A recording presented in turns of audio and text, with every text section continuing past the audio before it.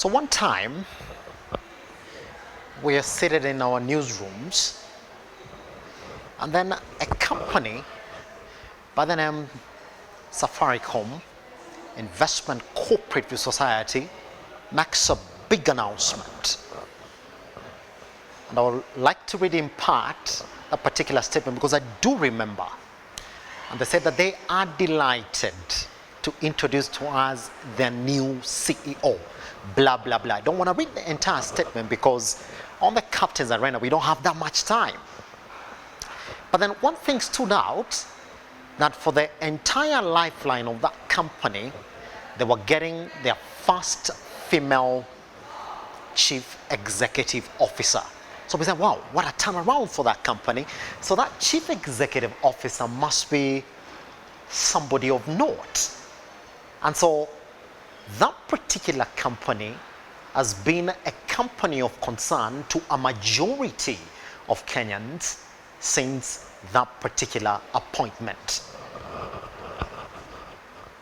But then again, there were some headlines that came out of that particular appointment, that indeed now the company was ready to spearhead or start a new chapter in investments and also being the leading solution when it comes to property and property management in the country. Then we said, wow, it introduces us to a conversation or a captain who essentially finds herself in a place that has not been dominated by women before.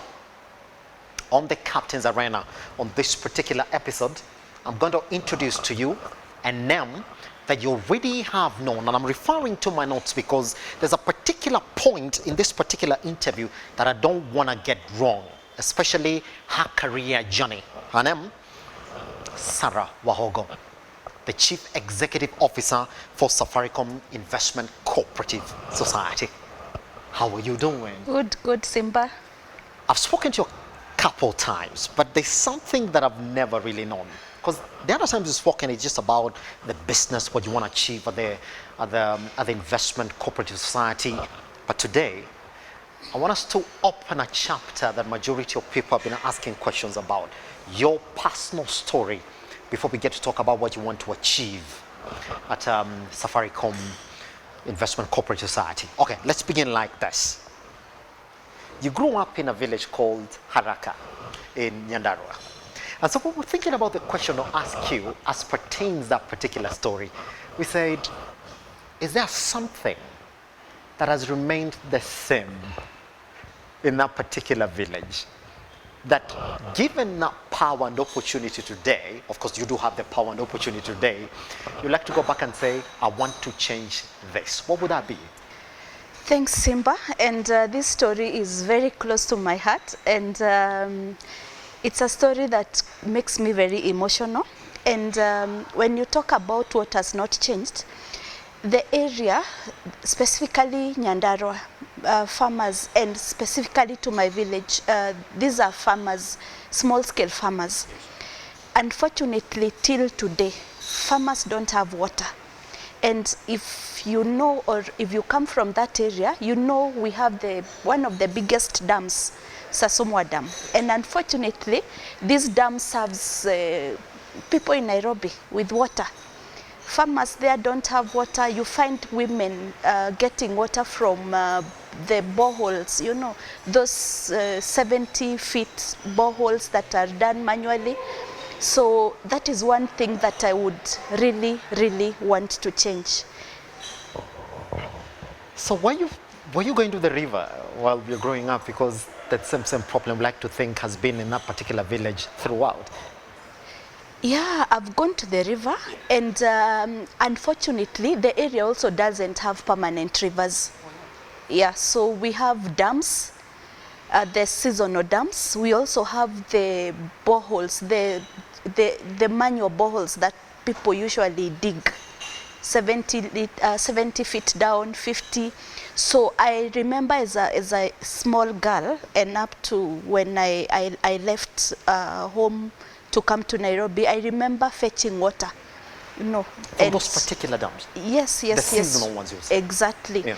With the 20-liter jerry can, carrying all the way home to take water for showering, for cooking, for washing clothes. Yeah. So when you go back, I know you travel back, I don't know how many times. Do you still see that particular image, young girls carrying those jerry cans, and you're like, I want to change this? It's still there, and the reason it's still there, we still don't have tapped water. Yes. So as much as we know these days people are able to buy tanks, still the area remains without water in terms of the piped water. So when it's very dry, you realize there's a big problem. Pretty much. Let's go back to your early childhood. I'm going to tell a story of how, as a young girl, you were given a piece of land. That's for later. Let's go back to your early childhood. I know now you are a CEO of a company that majority of Kenyans are looking at. It's one of the top companies in the country currently. When you look back, is there a particular story in your childhood that you like to then say, well, maybe that particular one, other than that one for getting a piece of land, did prepare me for this particular position that I'm currently running? Many stories I remember, but what really stands out for me is that I remember as a very young girl being so responsible. As early as I think 4 years, I could be sent to the shop and I would cycle a bicycle, and I would be so reliable. I would like cycle in no time, I'm back. Hold on, you grew up cycling? Yes, yes, yes. Surprisingly, I cannot do it today, but I used to cycle. Yeah. Like in 10 minutes, I've gone to the shops and back. And if I was going with another child, like I remember I grew up with one of my nephews, I would just leave them behind. So I think I have been so reliable from when I was so young.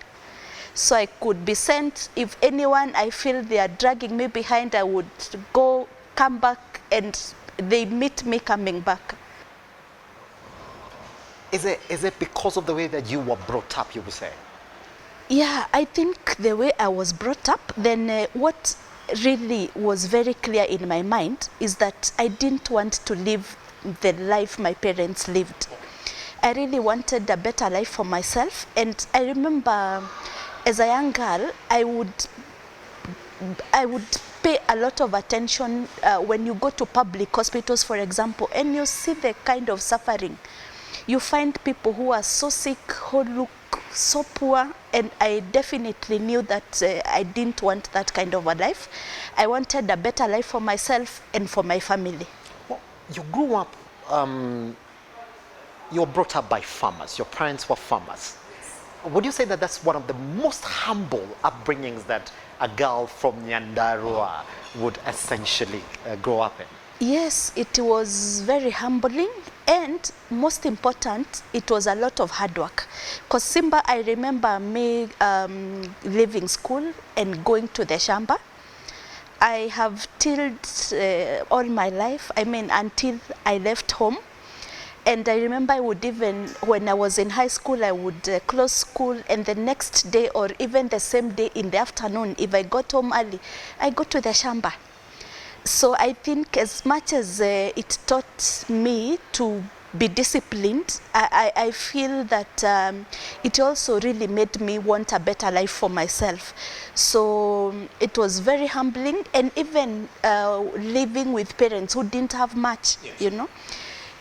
I think growing up, I didn't know that a child could ask for many things, like you couldn't demand because you knew there was only basic. That understanding, you grew up with that understanding. Exactly. Actually, up to when I was past my teen, I didn't know that I could demand for money or ask for money, You live the life of, if it's available, fine. If it's not... I can't remember myself demanding for anything. I can't remember. You waited to be given, if it was there. It was there. If it's not there, I was okay. I'll be coming back to that story then. We'll be learning what your management style is now. But then your first stint at management, like majority of people might not know, is that while you were still a young girl, you were given a piece of land. Could you give us a background background to that story? And, I was 9 years old. 9 years old? Or 8. Yeah. Yes, because I remember I was in class 3, and fortunately I was a very bright student. So at 10 years I was in class 4. 9 years I was in class 3. Okay, sir, that's a lot of stories. Let's unpack it for our audience in this way. Wait, at 10 years, you were in class 4? Yes. What, were you moved classes because of how smart you were? No. I was not moved classes, but I never repeated any class. Remember, those days kids used to repeat. I never repeated any class, and I would always be top of my class. So I was really sharp. So I remember in class 3, I remember I had my own piece of land where I would grow peas. No, in Nyandarua there is the green peas. And I would sell, and I would give my mom to buy me clothes. Who came up with the idea of giving you this piece of land? Simba, as far as I can remember, I was very hardworking. Even as a young girl, I would sweep the compound. I would be left to peel potatoes for lunch, and I would quickly do it. So I really can't remember how that piece of land came to be, but I remember my mom gave me a piece of land. I tilled, and I remember my hands had sores. And then the blisters, isn't it? Exactly, the blisters. At some point, I could not even be able to hold the djembe, but I continued. So at 9 years. Those true values of management, what could you take us around? Was it your sole responsibility, or your mom and dad would come in and help them? No, the small shamba was my sole responsibility. Completely? Completely. You would decide what to grow, what to... Yes. Of course, they would support me and buy me the seedlings or the seeds. But the shamba was all mine. I would spend a lot of time tilling and doing all those things, harvesting. Because again, we had now the family land where we also had my parents now farming. But that specific piece of land was all mine. Up until what point did you let it go? Now, what happened, it's a very interesting story. So I think my mom noticed that I was focusing so much on this piece of land. And now I started even thinking of how I could sell the seeds and all that, those things. And what I think today is that she thought I could lose my focus from education. From education, yeah. So after I harvested like 3 times, it means I did 3 planting and harvesting. She said, no, you cannot proceed. I think she realized, or maybe she noted, that I could lose focus on education and start farming and focus on issues in the village. Which could have been a bad outcome, you say? Yeah, maybe not. Yeah. Pretty much. So let's leave you then and go back to high school. I don't know whether you remember now. That's a story that people will be pretty much interested in. When you're particularly in high school, that's when people start to pick what they like, what they're more attuned to. What is this that you liked in high school? I went to one of the best provincial schools then. Definitely. Because I also topped my KCP in my local primary school. So I think in high school, I really wanted to be a doctor. Unfortunately, teenage life can sometimes take away the dream and all those things. Then I think in Form 3, I also lost my dad. So I didn't get the grade, but I also remember at some point as well, I also wanted to be a lecturer. But all these things, I think as a young person, you dream, you're not even sure what you really want. But I remember very well when I was in Form 2, what was running in my mind is to be a doctor or a lecturer. That's it, pretty much. Now, we track then your career all the way to uni. That's where the story now really begins. And that's why I refer to my notes, because I don't want to get it wrong. Because indeed, what really happened, if you look at exactly what your qualifications were, you have a management degree, you have a national diploma in management information systems, as well as certified accountancy. If you look at how you ended up in your career, did you approach your education knowing very well that in one way or another, I was going to end up in these particular places? If I say yes, I would be lying. But what was very clear in my mind is that I really wanted a career, and I knew whichever way, to a great extent, I was very confident that I could succeed. Yes. And remember, even at this point when I'm doing all these courses, you know, at that age, you're not very sure that that is the line that you really need to pursue. So as much as you are doing all these courses, you really don't have the end in mind. So you don't know that you would even become an accountant in the first place. What you do is that you're just pursuing what your family, your mentors, or the people who are close to you think is marketable at that point in time. Yes. Yes. To the point that you ended up in accountancy, was it too? How did you find yourself in accountancy? Because when you look at the other courses as well, they are not essentially related to accountancy as well. I think what I would say is that what drew me to accountancy is that people kept on saying it's challenging, it's difficult. So I really wanted to do this course that people keep on saying it's difficult, because I was very confident that I could succeed. Actually pass it, isn't it? How did you find it? Because you went all the way up to CPA. Yes. Yeah. I finished CPS, but I can tell you that the first exam I attempted, I failed all the papers. I was not going to class. Remember, there was a time where CPS students, I think even today, would tutor themselves. Like, you just borrow books from people who have done it before. You study for yourself, then you go and sit for exams. So that is what I did, and I failed. I got FFF.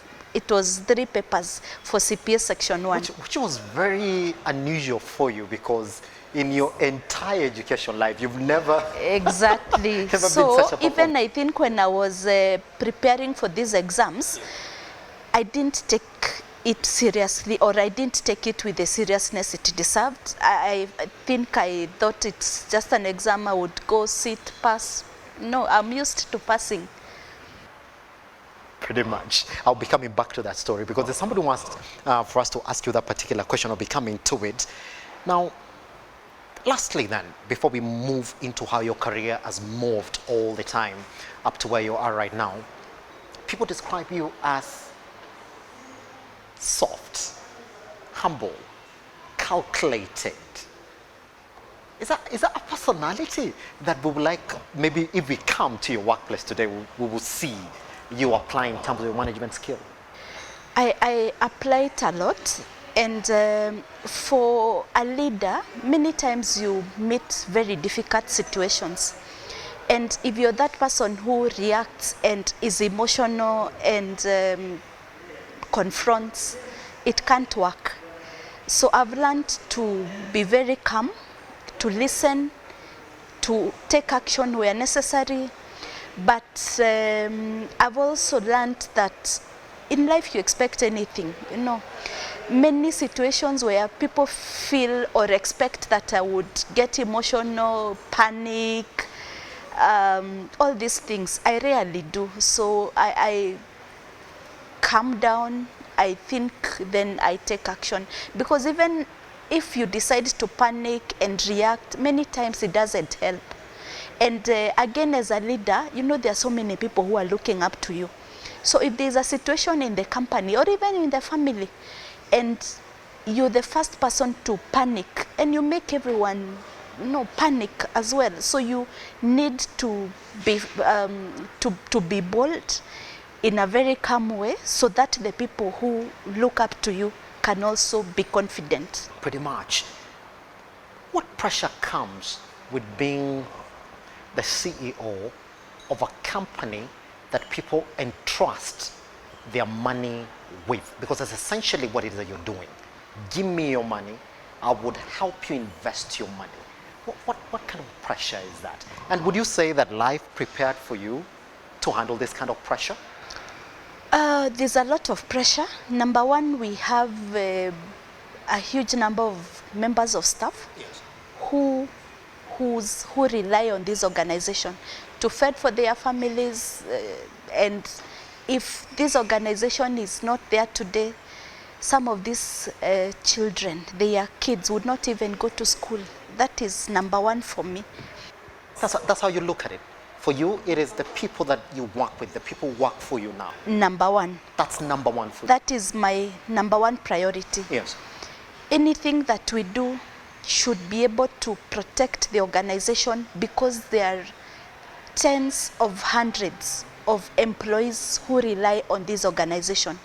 Apart from employees, we have other service providers who directly or indirectly rely on our organization. But most important, we have our members. Our members who have put in their hard-earned money and trusted our brand to deliver returns for them. So when I wake up at night, the reason why I would be awake at night is because of our investors, because they expect that they put in money and they expect returns. And if they don't get returns, then I know it will not be an easy discussion. Pretty much. Guess what? We're still with the CEO for Safaricom Investment Cooperative on Captain's Arena. She's a captain who says, for me, first, it's the people that are working within the organization. If they are fine, then I know that company is going to succeed. So once we come back, her career journey just doesn't start there and end there. By the way, she worked at KBC one time. We'll start from there. Once we come back, talk about it, and then know exactly what the difference between a SACCO and an investment cooperative is, and a cooperative in general, and answer that big question, why would you want to be in that cooperative today, once we come back.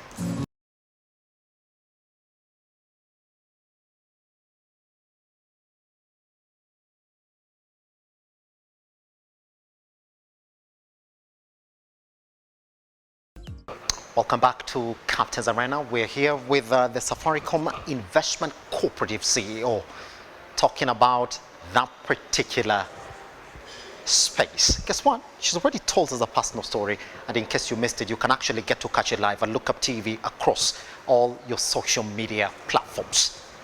Sarah, there's something that I want to ask you. I don't know whether that should be a question in this particular episode, but when you're walking into a company and then people tell you, hi, here we didn't have a history of women CEOs, you're the first one.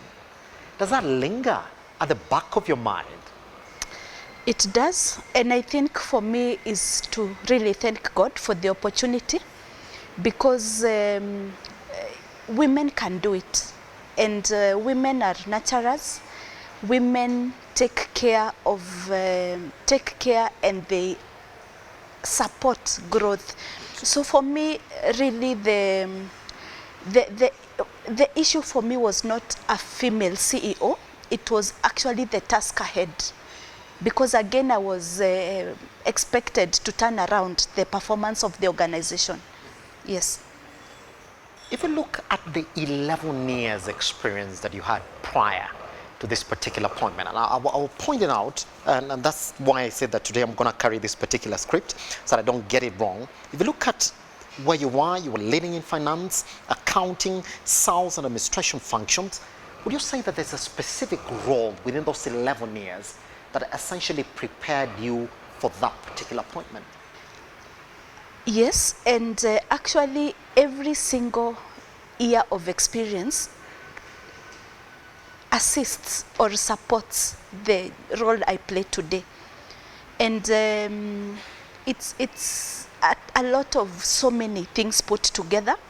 So when I was working as a finance manager, the knowledge or the understanding of numbers comes in handy, because as a CEO you need to understand the numbers, how the organization is performing. You need to understand marketing, you need to understand sales, because if your sales team is not performing, then even you as a CEO, you don't have a job. So I can say that the years of experience that I had prior to this role came in handy, and I could not have done it if I had not gone through that process. Yes. The appointment looked as if you were somebody from within who understood the company functions. You were essentially in critical positions within that particular company. So the thinking around the appointment, you can say yes or no, was that you were somebody who understood exactly what the company needed to achieve from a critical perspective. Is that what it is? Very true. Not only what the company needed to achieve, but what needed to be done to fix and move. Yes. Yes. All of a sudden now, you are in a new area, property and property investment and management as well. Did you maybe second guess and say, guys, yeah, I've got experience in these areas, but maybe not under this particular ones directly? Was there a thought process to you accepting that appointment? No. Really, I can't say that I second guessed myself. I was very confident that I had what it required to succeed in that role. Yes. Yes. Then boom, now the appointment comes. Everybody's talking about it. What is the first thing, Sarah, that you said, now that I'm here, this is how people are going to see this particular cooperative society? How did you, what was the first thing that you wanted to achieve? And have you achieved it since appointment? A number of things at a strategic level we needed to achieve, not just me, but also the board and the team that was there then. Number one was to have a sustainable organization, one that would give competitive returns to investors, because after COVID the performance was bad and investors had started to lose confidence in the society. So I knew that if I had to succeed in this role, I had to turn around the performance. And for people who understand turning around organizations, you have to agree, or rather to focus on a specific area. It could be people, do you have the resources? It could be a specific line of business that can assist you turn around quickly as a low-hanging fruit. Yes. Because at that point you may not be able to focus on so many things, but ultimately I knew that the institution required to diversify. When we look at your society today, a lot of people confuse what essentially a cooperative society is and what a cooperative investment society is. For the sake of our audience who are listening to you today, could you give us the distinction between just a cooperative society and a cooperative investment society? A savings and credit society is one where investors put their money and they borrow money. Most times it's a deposit taking. For an investment cooperative, you invest and the objective is to earn a return, not really to borrow a loan. That is the key difference. You also realize that for SACCOs, the regulator, that is SASRA, has regulated and advised that they should focus on the business of lending money. But they're not allowed to invest in illiquid assets like land, properties. They're not supposed to do that. So it gives an opportunity for an investment cooperative to get this space there, invest in illiquid assets and any other line of business, and give returns at the end of the year. Yes. So in other words, what we are saying, that you as an investor, you come bring your money, at the end of the year you earn what we call rebates or dividends. Yes. Yes. Since your appointment as CEO for this particular company, are there projects that make you proud, Sarah, that indeed I took the company in this direction and we performed? I want to say, Simba, even before we come to projects, what I'm very proud of today is that when I became the CEO, I took over the realms of the CEO's office. The bottom line has grown more than 10 times. I remember the first year, the performance was some 17 million net profit. Yes. We grew to over 100. Last year, we made a net profit of 278 million and distributed over 170 million to our investors in terms of rebates. I think that is not where we want to be, because our objective is to be able to give our investors a double-digit return consistently. It means that if you invest with Safaricom Investment Cooperative, you have a guaranteed minimum return of 10%, because that is where the double digit starts. That is one of the achievements that I can say I'm really, really proud of, that within a very short time we could be able to see great results. But most important, if you look at our current projects, they are really, really good projects, where we are able to give our investors projects at a very affordable price, ready to build, the value, you know. So if you look at all our recent products and projects, it's something that I'm very, very, very proud of, because as a person, even before I call my investors, it's something I can invest in and I have invested in. When you sit and look at the direction that the company has taken since your appointment, would you say that the vision that you had upon your appointment, that you're slowly getting there, Sarah? Yes, very confidently. The organization has grown, even in terms of resources, in terms of members of staff, cash flow, asset base. You know, it has grown in all metrics. In terms of how people look at the company, and I would say this is a lot of reservation. They would say, wow, you know, new CEO in office, so maybe hold on. It's when she's just getting started. We might not know how this company is going to go. And people say, maybe market reaction. You know, it's just been 2 years down the line. We might not know exactly where she's taking the company. Would you say that the foundation that you're building for that particular organization right now is not essentially short-term or just a market reaction to your appointment? We are creating a very, very sustainable organization. Yes. A very, very sustainable organization. Whatever we have put in place, it should be able to serve our investors in the long term. Yes. Yes, so it's not about the new CEO. It's about what we've been able to do to ensure a very, very firm foundation. Yes. Pretty much. Now, somebody listening to today is going to say, "Wow, interesting story.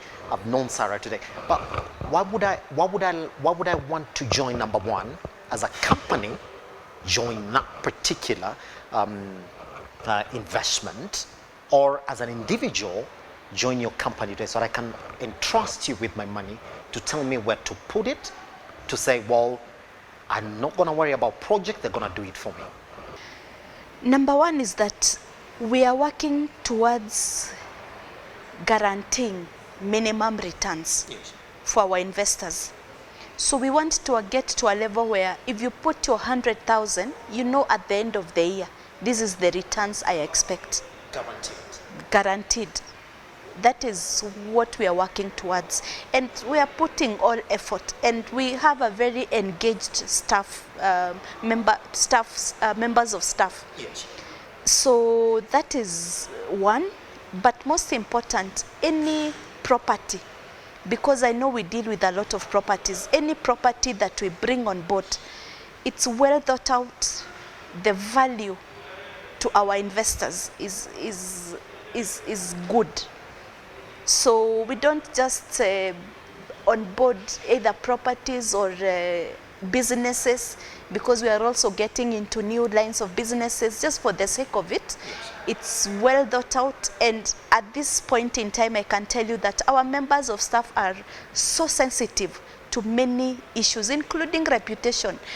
If you speak to any of our members of staff today, we'll tell you that the one thing that we cannot afford to get into is into a reputation risk. So everyone is guarding the brand, the organization, just to ensure that we get to hit our objective.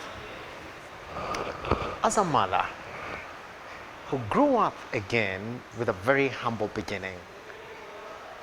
What is this one value that you like your kids to grow up with? Because I can already tell what your values were. So for my kids, I think I would speak about 3 values, not one: discipline, humility, respect, integrity. I think those are 4, but maybe discipline is overall. So just your values. Because I would say the same thing about you. As well, your story is just essentially around discipline, humility, hard work, and when we don't find you at work, what do you do? When I'm not at work, I'm a mother, I'm a wife, but most important, I also support children with visual impairment. What, Simba, you may not know is that I'm also a mother to a visually impaired child, and I've realized some of these children who are abled differently live in a lot of poverty. I can afford to buy my son a gadget, a phone. Some parents cannot afford. So that is what I'm very passionate about, and it gives me a lot of joy when I support these children.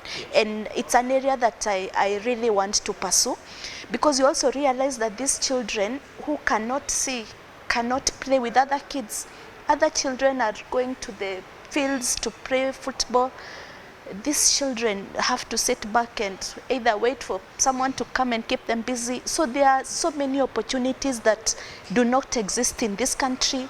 We have games for visually impaired, like goalball, even football for visually impaired, but we don't have that in this country. So it's an area that I will be very keen to pursue.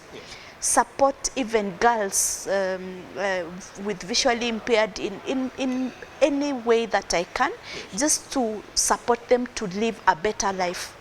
They say that every other CEO, when you're appointed, your ultimate goal is to change the face and value of a company. But what they don't really talk about is how that particular position also changes you, Sarah. It's been a couple of years in that position. How would you say that this particular position has essentially changed you as a person? As a person, I don't think I've changed much. I think what has changed for me is the opportunities. So I'm able to interact with people who can influence or impact other people's lives and my life as well. But by and large, I still live the very normal life, only that I'm in a position where I can influence decision and impact other people's lives. That is the only thing that has changed for me. What is your definition of a successful business, Sarah? A successful business is one that is able to withstand disruption. Simba, in today's business, there's a lot of disruption. Today, we would be sitting here as Safaricom Investment Cooperative. You may not know that the competitor that you're thinking about today is not the one that will get you out of the market. So we need to ensure that we create sustainable organizations that are proof to disruption. I think if, as a CEO, you can be able to achieve that, then I think that would be success. 2 questions left. I want you to take 45 seconds in each, and they're very personal questions that I'd like to ask in just 45 seconds. When are you going to say, I am done?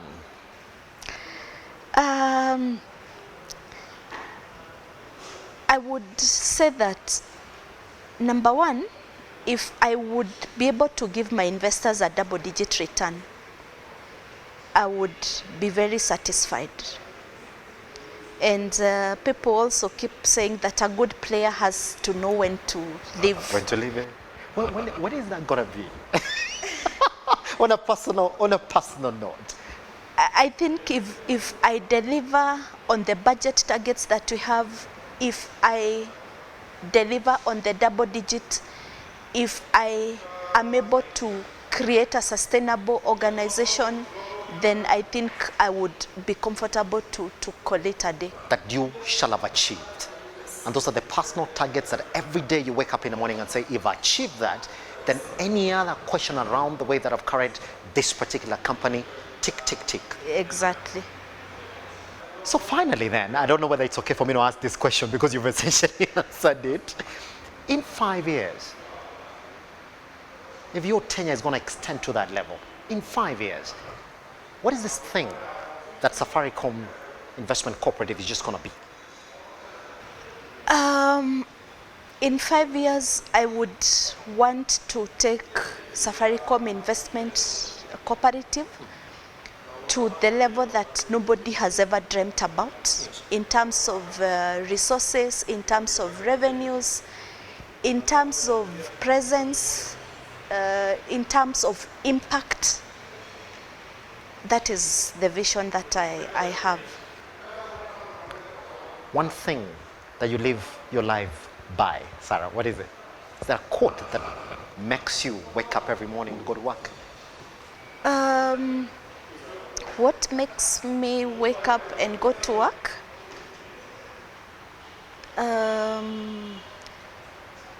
That's your humility coming now. And I knew that was going to be a challenge because when we were talking about the response to that particular question, they said, well, you just got to see how humble she is, and that might be the answer you're going to get. Yeah, but if there's one motivation that makes you say, I got to do this, what is that? Actually, probably that is what drives me to wake up every day, irrespective of the challenges, is my staff and my investors. Yes, that is what keeps me going. Thank you very much. Whew. Interesting thing. Today, I would implore you, by the way, right now, to just type in Safaricom Investment Cooperative, all right? Then you got to see exactly what projects that they have on offer. Then you see the mastermind behind the direction of that company is a captain that has taken to an industry in the country, by the way, that has been blamed for underperforming. If you look at majority of the critics of the real estate sector will tell you, well, and property management will tell you is an area that you need to have the guts to get into. But she's in it, and she's saying, we're winning. And she is winning. Lisa, thank you very much for coming by. This has been one of those, all right? Today, speaking to Sarah Wahogo, the CEO for Safaricom Investment Cooperative. Until next week, I'll meet you for another episode. For now, it's a goodbye and good night.